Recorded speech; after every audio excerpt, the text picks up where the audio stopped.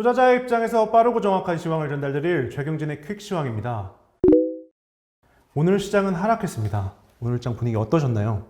어제 마감 멘트와 정반대로 움직여서 오늘 좀 변명거리가 많을 것 같습니다. 네, 질문 바로 드리도록 하겠습니다. 그동안 외인들은 매수했던 거를 모두 매도하는 흐름을 보였는데 앞으로 시장이 계속 하락할지 궁금합니다. 네, 오늘 외국인이 코스피에서 1조 4천억 정도 매도를 했고, 그리고 코스닥에서 한 1,400억 정도 매도를 했죠. 중요한 거는 장중에 선물 매도가 1조 5,900억 정도였는데 지금 마감에서는 약 1조 원 정도로 조금 축소가 돼서 끝났습니다. 일단 뭐 선물 같은 경우가 지금 4월 13일부터 외국인이 매수를 했었는데요.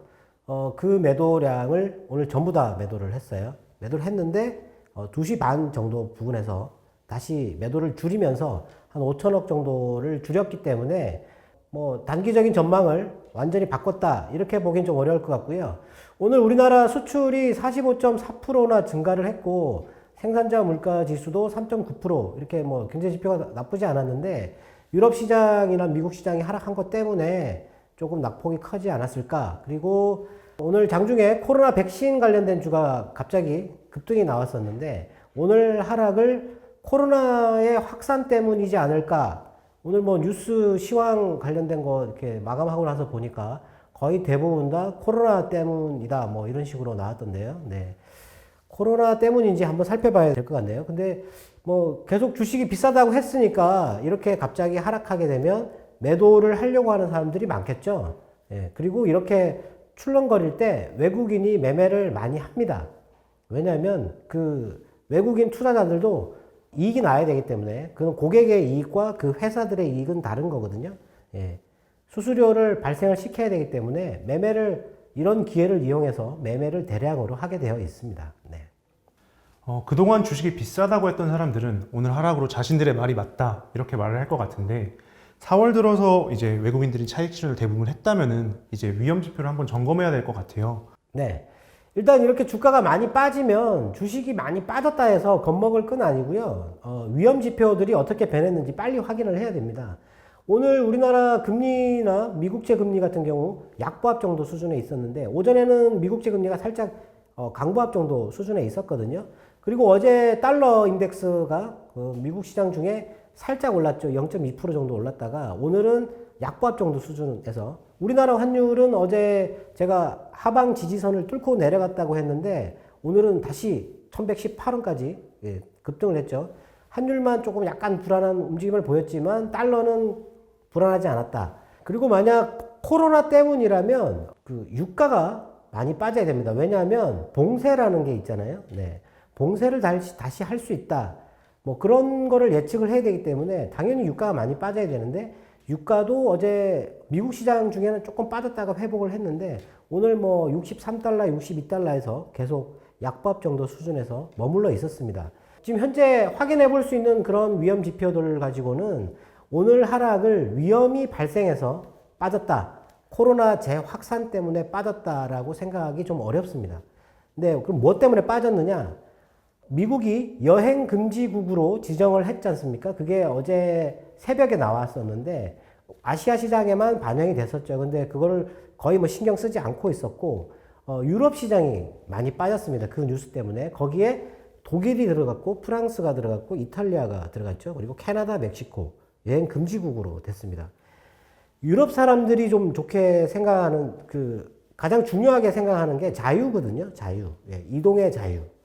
근데 여행을 미국 사람들한테 그쪽으로 못 가게 막아버렸다면 유럽도 당연히 지금 뭐 코로나 때문에 서로 그런 걸 생각을 해봐야 되니까 그런데 불안감을 느끼지 않았을까 싶고요. 네, 그리고 미국 시장도 뭐 그런 영향을 좀 받지 않았을까 싶습니다. 네. 유럽 시장의 하락이 컸다고 말씀해 주셨는데 이게 코로나로 인해서 직접적인 영향을 받아서인지 아니면 여행 금지국으로 독일, 프랑스, 이탈리아가 지정이 되었기 때문인지 궁금합니다. 네, 방금 말씀드린 대로 코로나로 직접적으로 영향을 받았다면 유가나 뭐 이런 것들이 많이 빠져야 되고요. 그리고 제가 볼 때 이 정도 유럽도 1% 조금 넘게 하락을 했었는데 그 정도 하락으로 끝나지 않을 것 같습니다. 그리고 코로나의 그 확진자 수나 뭐 봉쇄 연장 지금 독일이 하고 있는데 그런 게 하루 이틀 얘기가 아니거든요. 갑자기 지금 뭐 인도에서 확진자가 27만 명이 나왔다 해가지고 유럽이 빠졌다? 그건 말이 안 되지 않습니까? 그리고 어제 일본이 빠진 게 코로나 지금 긴급 상황이다. 뭐 이런 것 때문에 빠졌다고 생각한다면 뭐 그거 영향을 또 받아서 빠졌다.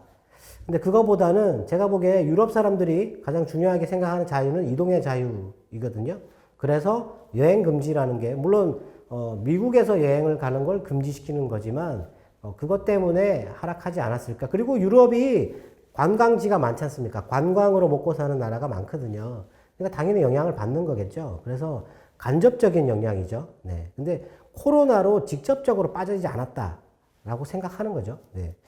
그리고 인도에서 지금 그 백신을 만드는 원료를 지금 미국이 수출을 금지를 하고 있거든요. 인도에서 그거를 해제해달라고 요청을 했습니다. 그래서 미국에서는 해제를 검토해 보겠다. 뭐 이런 식으로 얘기를 했거든요. 네.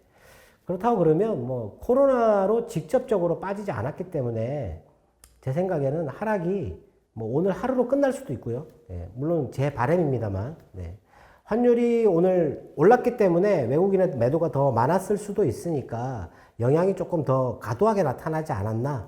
뭐 그 정도로 생각합니다. 네.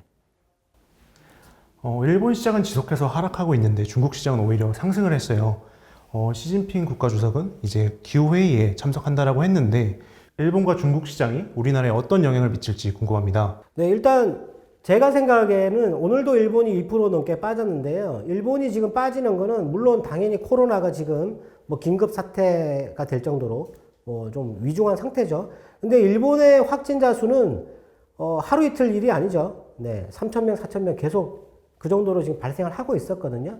근데 한 가지 생각해 볼 거는 올림픽을 한다는 거죠. 네. 이번에 그 총리가 미국에다가 올림픽 하겠다고 얘기를 했고, 미국도 뭐 거기에 대해서 약간 지지를 하는 식으로 얘기를 했거든요. 그렇기 때문에 올림픽을 한다라는 건데, 올림픽이 지금 얼마 남지 않았죠. 네. 뭐 그런 것도 영향이 있을 수 있을 것 같고요. 그리고 오늘 나온 뉴스 중에서는 일본은행이 물가 그 목표치가 있는데 그 목표치를 올해 달성할 수 없을 것 같다. 뭐 이런 얘기가 있었습니다. 그러니까 뭐 그런 부분도 또 악재일 수도 있고, 코로나 하나 때문에 일본 시장이 지금 빠진다? 뭐 그렇게 보기엔 좀 어렵지 않을까 싶고요. 그리고 중국 같은 경우는 오늘 그 미국이 지정한 여행 금지국에 포함이 안 돼 있죠. 3단계죠. 여행 재고국이죠. 일본과 중국은 여행 재고 거기에 포함되는 나라라서 뭐 아무래도 뭐 지금 미국과의 관계를 생각한다 그러면 당연히 여행 금지를 할 것 같았는데 여행 재고로 나오니까 영향을 좀 덜 받지 않았을까 뭐 그런 생각도 해보고요. 그리고 오늘 그 중국에서 은행 규제 그 당국에서 은행들이 부실 채권이 증가할 것에 대해서 대비해야 된다라고 얘기를 했거든요. 근데 그런 얘기가 나왔음에도 불구하고 중국 시장이 올랐다라는 거죠. 네. 우리나라 시장은 중국향 수출이 많기 때문에 중국 시장이 중요합니다. 근데 오늘 중국 시장이 올랐는데도 우리는 많이 빠졌죠. 네. 근데 일본이 우리보다 더 많이 빠졌는데 뭐 오늘 빠진 걸 보면 뭐 일본 때문에 빠졌다 뭐 이렇게 볼 수도 있는데 사실 일본 시장은 우리나라 시장에 거의 영향이 없습니다. 네. 영향이 없고 중국 같은 경우가 조금 영향을 줄 수 있는데 일단 뭐 미국과 중국의 경제가 어느 정도 디커플링이 될까 단절이 될까에 따라서 우리나라가 지금 중국의 수출을 40% 정도로 의존하고 있기 때문에 뭐 그 충격 정도를 생각을 해봐야 되지 않을까. 뭐 그때 되면은 중국의 영향을 많이 받을 수 있는데 뭐 지금 같은 경우는 중국이 뭐 최근에 계속 횡보 중이지 않습니까? 예. 뭐 우리나라 시장에 뭐 크게 영향이 없다. 뭐 이렇게 봐야 될 것 같습니다. 네. 미 연준 의장이 상원의원에게 보낸 서한에서 인플레이션 오버슈팅을 제한할 것이라고 했습니다. 어제 코카콜라에 이어 P&G도 가격 인상을 한다라고 했는데 물가와 주식시장에 대해서 언급해 주시면 감사하겠습니다. 네, 어제 연준 의장이 서한을 보낸 내용 중에서 인플레이션이 2%를 훨씬 초과하거나 그 상태가 장기간 지속될 경우에 제어할 것이다, 제한할 것이다 이런 얘기를 했습니다. 근데 연준 의장이 얘기한 거는 뭐 그럴 가능성 뭐 그런 걸 얘기했다기보다는 앞으로 그 어떻게 대응할 것이다. 그 상원이 지금 현재 연준의 정책에 대해서 약간의 불만을 표시를 한 것 같아요. 그래가지고 거기에 대해서 설명을 했던 것 같은데 일단 예전처럼 물가가 오를 것 같다라고 해서 미리 금리를 올리지 않겠다고 했습니다. 네, 아주 중요한 얘기고요. 그리고 1960년, 1970년대 그때 그 고물가 그때의 교훈이 있기 때문에 물가가 상당히 많이 올라서 오랜 기간 지속될 경우에는 그걸 끌어내릴 수단을 동원하겠다. 뭐 이런 얘기를 했습니다. 그러니까 이번 달 들어가지고 지금 미국의 기대 인플레이션이 2.36을 돌파하고 나서는 계속 횡보를 하고 있어요. 2.36에서 2.32 정도에서 요 밴드에서 4월 달은 계속 횡보를 하고 있습니다. 물가가 더 못 올라가고 있거든요. 네. 근데 주가가 올라가고 있죠. 물가가 어느 정도 오르다가 가파르게 오르다가 횡보를 하니까 일단 주가는 상승하는 쪽으로 방향을 잡는데 어제 뭐 코카콜라나 P&G에서 가격을 인상하겠다 뭐 이런 얘기를 했으니까 이제 뭐 그런 그 소비 관련된 물건들이 가격이 오르겠죠.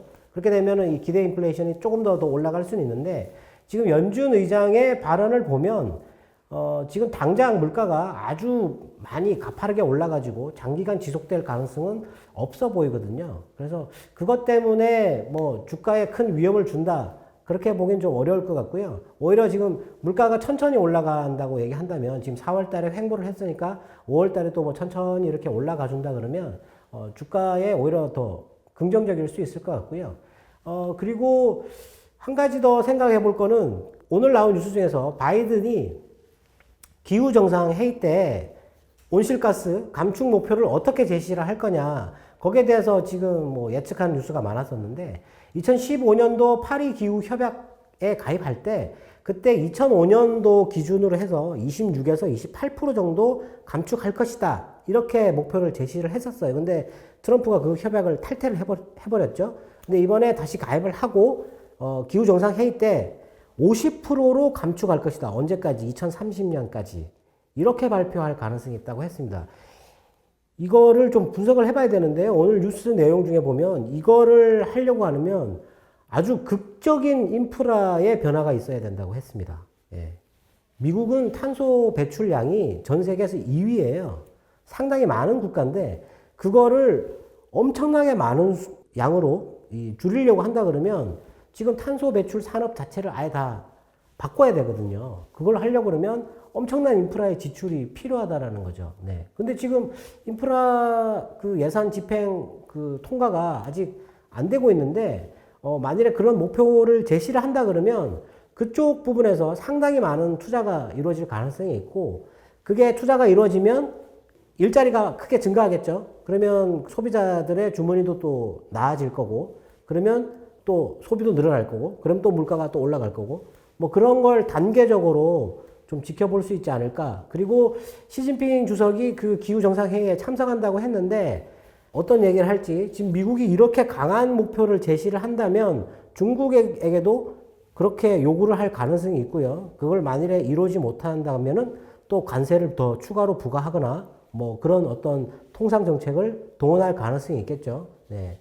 무역전쟁 당시에 중국이 미국에서 수출하는 거는 한 1,600억 달러 정도 되는데 미국이 중국에서 수출하는 거는 한 5,500억 달러 정도. 균형이 안 맞습니다, 원래. 뭐 기울어진 운동장 이런 얘기를 했지만 균형이 안 맞거든요. 그리고 중국이 미국에서 수출하는 거는 거의 대부분 다 농산물이죠. 네, 공화당의 텃밭.